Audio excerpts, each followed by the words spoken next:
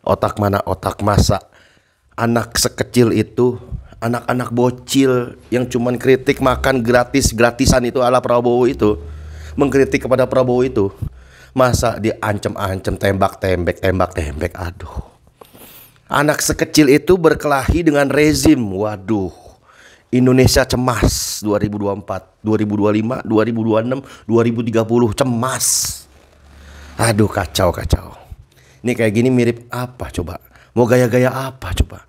Memang Prabowo itu menantu Soeharto yang notabene menantunya. Cuman gak gitu juga kali, pakai diungkit-ungkit segala macam kelakuan mertuanya ya kan. Aduh, kacau. Zaman dulu ada Petrus, mau dibangkit-bangkitin lagi gitu. Petrus. Ngeri. Pendukung 02 ancam tembak.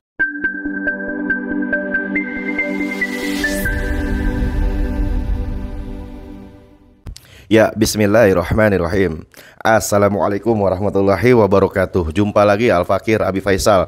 Pada kesempatan hari ini saudara, 10 Januari 2025. Bagaimana keadaan saudara dan keluarganya? Semoga sehat walafiat, mulia barokah. Amin. Allahumma amin. Amin ya rabbal alamin. Masih panjang umur perubahan, panjang umur perjuangan. Gak mau berubah, gak mau berjuang. Apa kabar otak?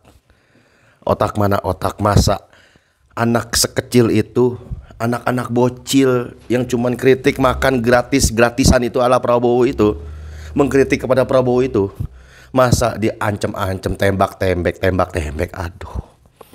Anak sekecil itu berkelahi dengan rezim. Waduh. Indonesia cemas 2024, 2025, 2026, 2030 cemas. Aduh, kacau. Ini kayak gini mirip apa coba? Mau gaya-gaya apa coba? Memang Prabowo itu menantu Soeharto yang notabene menantunya. Cuman gak gitu juga kali, pakai diungkit-ungkit segala macam kelakuan mertuanya ya kan. Aduh, kacau. Zaman dulu ada Petrus, mau dibangkit-bangkitin lagi gitu. Petrus. Ngeri. Pendukung 02 ancam tembak ya. Siswa yang protes ngeluh makan siang bergizi gratis ya. Dari demokrasi.com. Waduh, kacau. Kita bacain aja beritanya saudara. Kritiknya sah-sah aja ya kan, nggak ada yang namanya program apapun, kebijakan apapun bisa menyenangkan semua orang, nggak ada. Lihat aja tuh Coca-Cola, masih aja ada yang komplain ya kan. Gendut lah, diabetes lah, kolesterol lah, ya kan. Bahkan sekarang ini yang baru-baru ini diduga kuat terafiliasi dengan Israel kan. Tapi tetap aja kan always Coca-Cola. Nggak bisa nyenengin semua pihak. Begitu juga dengan kebijakan rezim yang sekarang ini. Makan bergizian itu, gratis-gratisan itu apa? Yang pakai anggaran 71 triliun itu. 71 triliun anggaran cuman dibuang buat makan doang. Makan doang. SDM-nya dong, SDM-nya. Minimal gak usah SDM anak-anak lah. Minimal SDM pendukung Prabowo lah. Dinaikin dikit lah itu taraf mikirnya, cara mikirnya. Petrus. Aduh, ampun lah. Pendukung 02, pendukung Prabowo ancam tembak siswa yang protes mengeluh makan siang bergizi gratis MBG. Nah, komen akun Prabda di Twitter X itu. Tolong adakan lagi Petrus buat anak-anak yang kurang bersyukur kayak gini biar gak jadi Indonesia cemas. Anak-anak gak bersyukur apaan?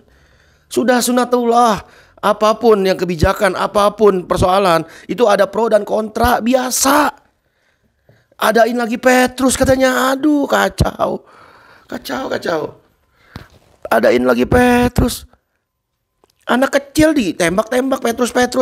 Aduh, belum kelar KM 50, belum kelar itu nongol lagi KM 45 itu yang bos rental itu. Sekarang mau nongol lagi anak kecil mau dibikin Petrus. Aduh. Petrus itu bagi saudara-saudara yang belum tahu adalah singkatan dari penembakan misterius, serangkaian eksekusi di luar hukum yang terjadi di Indonesia pada zaman rezimnya Soeharto ya kan. Nah, itu Petrus.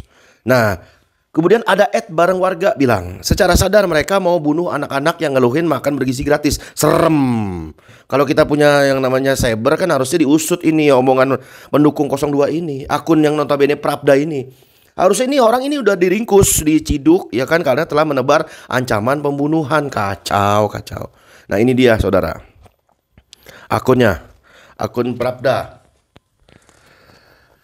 Nah, ini akun Prabda ini. Nah, di screenshotnya di sini, sebelah sini ada ya.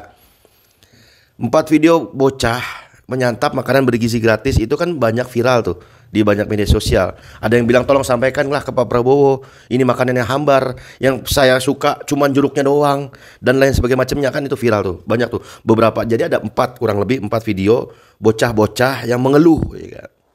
Ada juga bocah yang mengeluh ngaku dagingnya aneh sehingga tidak dihabiskan. Nah, saudara-saudara lihat dah tuh di komentar-komentar bocah-bocah itu yang ada di media-media itu. Nah, Al-Fakir nggak bisa tayangin di video ini karena hak cipta juga, ya kan, hak cipta.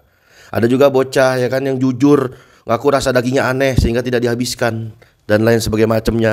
Nah, ini videonya ada di CNN Indonesia, ada juga di berbagai media-media mainstream lainnya. Nah, dari sini timbullah yang namanya keresahan, keonaran. Kalau akun @papda ini, @papda yang di Twitter X ini tidak diringkus, berbahaya ini, berbahaya. Karena udah menyebar ancaman teror, kacau. Padahal Nabi SAW sendiri bersabda dalam hadis riwayat Ibnu Hibban, tidaklah seorang hamba yang diberi kewenangan mengatur rakyat mati pada hari dia mati sementara dia dalam kondisi menzolimi rakyatnya, melainkan Allah SWT mengharamkan bagi dirinya surga. Ya kan? Pemimpin zolim, ya kan, yang notabene zolim, ya kan. Kenapa disebut zolim? Kan udah makan bergizi gratis. Ya zolim karena tidak berhukum dengan aturan yang Allah SWT tetapkan. Wa man lam yahkum bima anzalallah fa ulaika humul zalimun. Barang siapa yang tidak berhukum kepada apa yang diturunkan Allah, dia orang zolim, ya kan. Jangankan bicara hukum Allah, hukum yang sekarang aja yang notabene katanya positif, itu coba lihat, dicek. Ada nggak satu aja yang namanya memiskinkan koruptor? Ada nggak satu aja yang notabene lembaga apapun, institusi apapun yang tegas kepada hukumnya, tegas kepada para koruptor? Jangankan tegas. Lihat itu korupsi timah yang merugikan negara 300 T.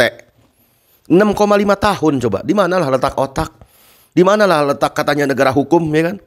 Ditambah pula carut marut tadi, penegakan hukum tadi, ditambah pula sistem ekonomi kapitalis neoliberal yang ditegakkan di negeri ini berpijak pada kebebasan kepemilikan, freedom of ownership, milik swasta asing-asing. Akibatnya apa?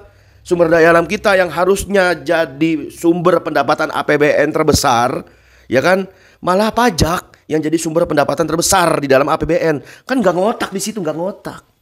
Akibatnya apa ketika sistem ekonomi kapitalisme neoliberal ini yang notabene berasaskan kebebasan kepemilikan? Akibatnya apa? Negara tidak memiliki kekuasaan atas sumber daya alam, termasuk hasil dari sumber daya alam itu. Sumber daya alam itu hasilnya malah diserahkan kepada swasta, asing, luar negeri, domestik, dan lain pleketek yang menjelma menjadi oligarki. Nah, sebaliknya, negara malah lucunya malah jadi regulator pasar, jadi calo, jadi maklar, bukan pelaku utama ekonomi di dalam sistem ekonomi yang katanya NKRI harga mati. Di manalah otak? Selamat mikir karena mikir itu gratis. Wassalamualaikum warahmatullahi wabarakatuh.